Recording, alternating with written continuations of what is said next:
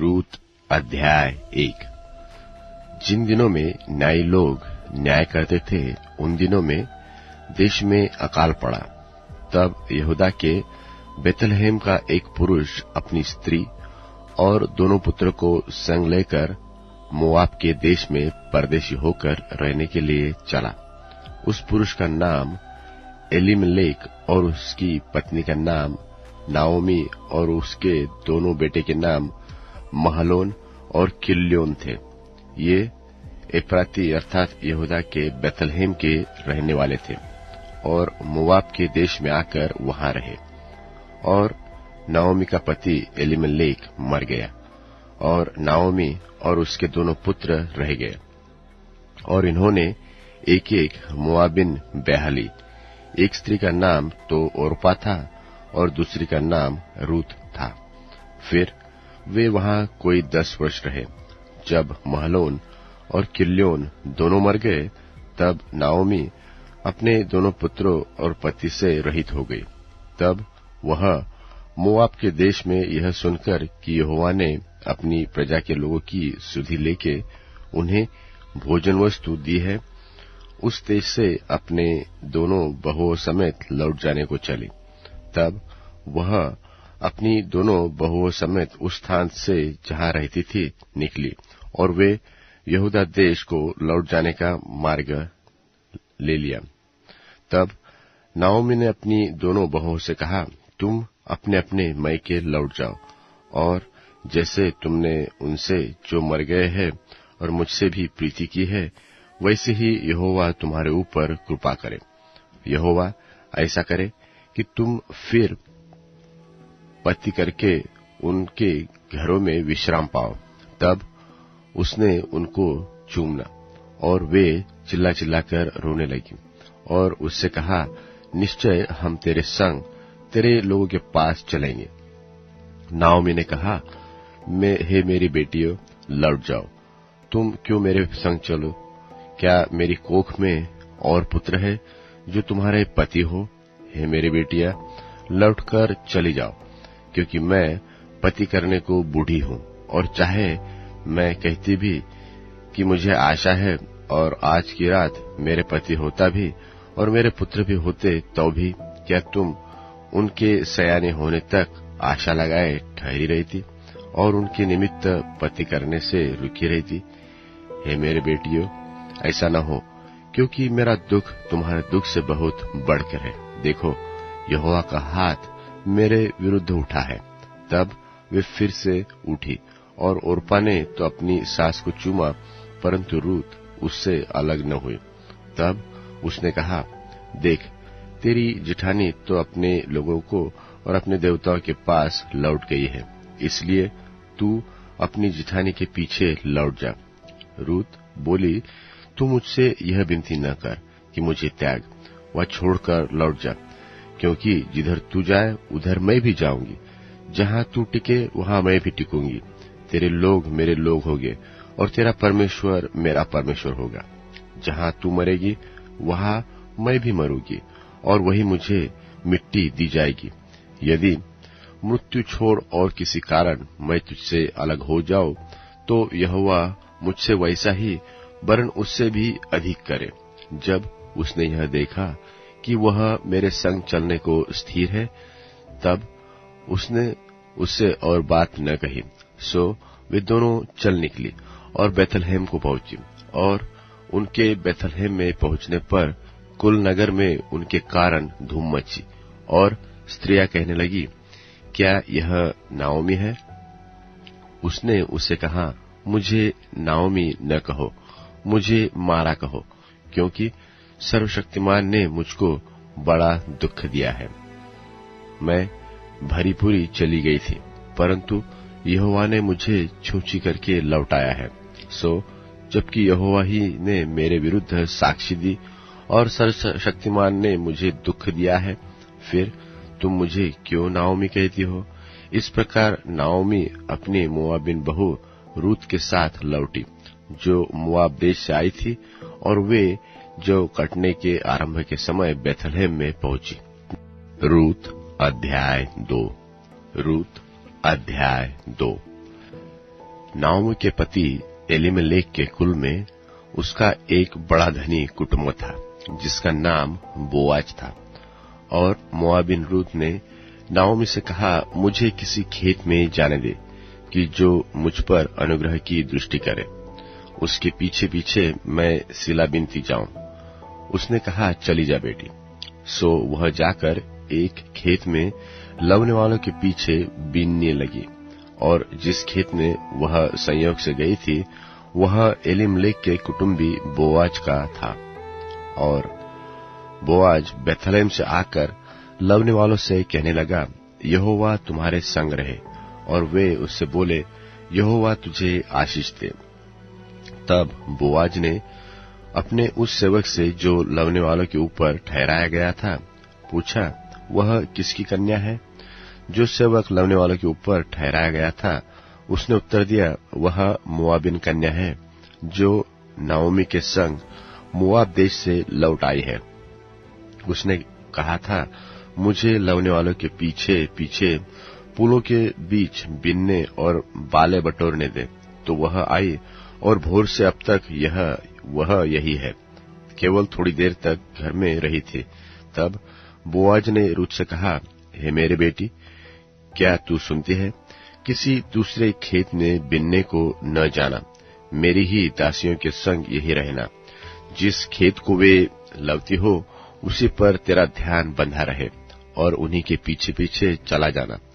क्या मैंने जवानों को आज्ञा नहीं दी कि तुझसे न बोले? और जब जब तुझे प्यास लगे तब तक तू बर्तनों के पास जाकर जवानों का भरा हुआ पानी पीना। तब वह भूमि पर झुककर मुंह के बल गिरी और उसने उससे कहा, क्या कारण है कि तूने मुझ परदेशिन पर अनुग्रह की दृष्टि करके मेरी सुधि ली?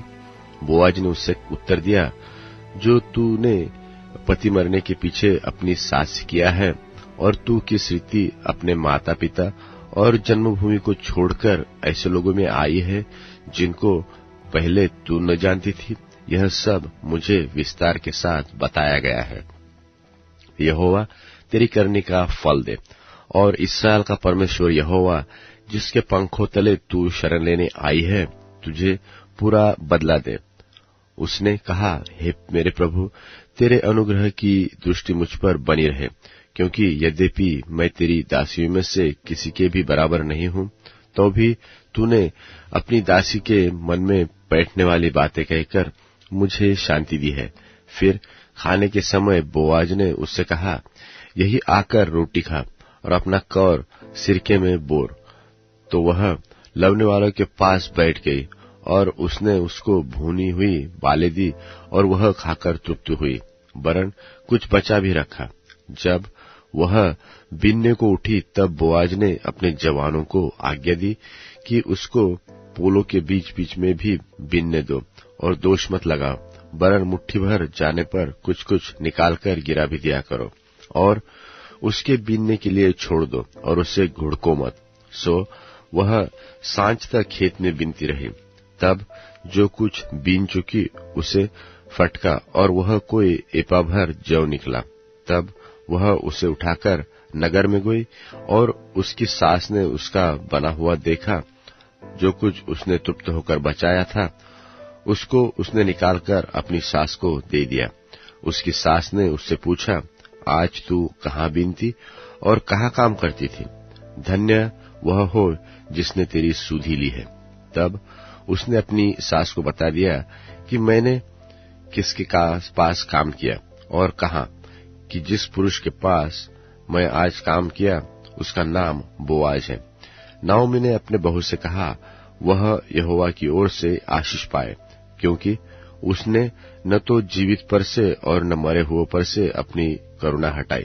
फिर नाओमी ने उसके कहा, वह पुरुष तो हमारा कुटुंबी है, वरन उनमें से है जिनको हमारी भूमि छुड़ाने का अधिकार है।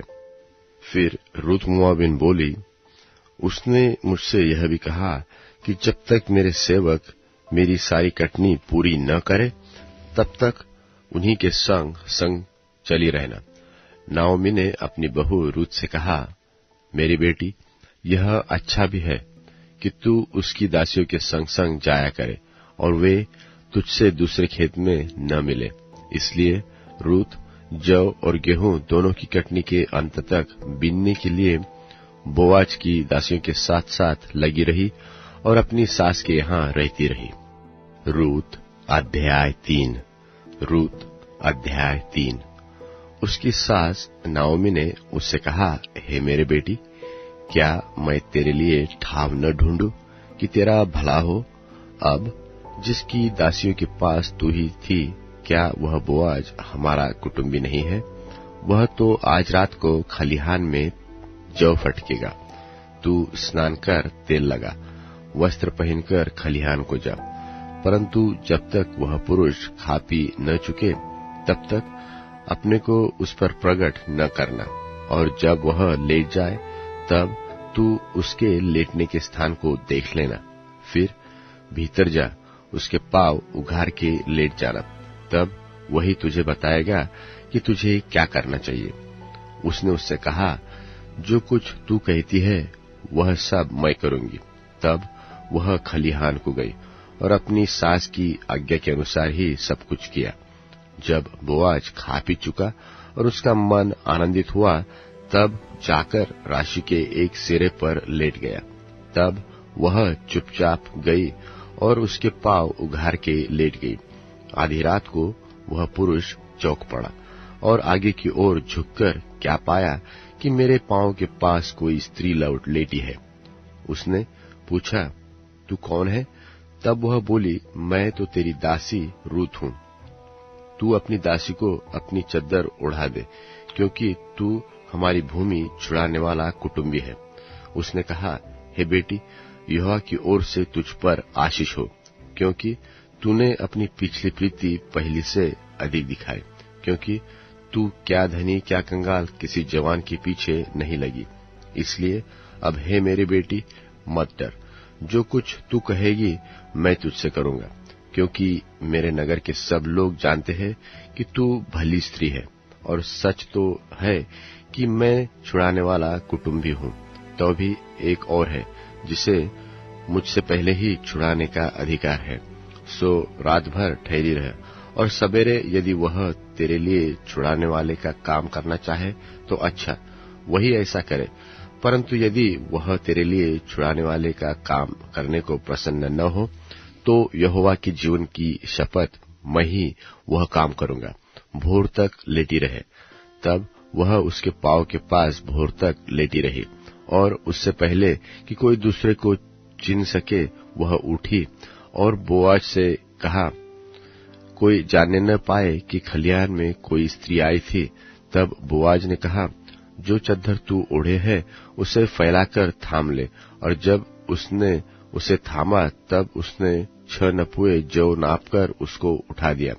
फिर वह नगर में चला गया। जब रूत अपनी सास के पास आई, तब उसने पूछा, हे बेटी, क्या हुआ?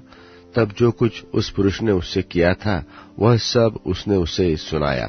फिर उसने कहा, यह 6 नपुए जौ उसने यह कहकर मुझे दिया कि अपनी सास के पास छूछे हाथ मत जा।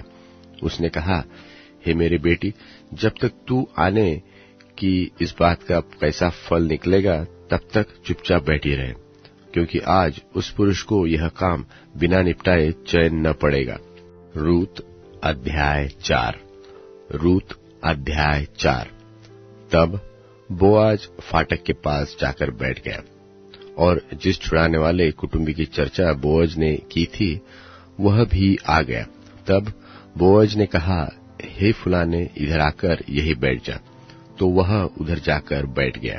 तब उसने नगर के 10 वृद्ध लोगों को बुलाकर कहा, यहीं बैठ जाओ। वे भी बैठ गए।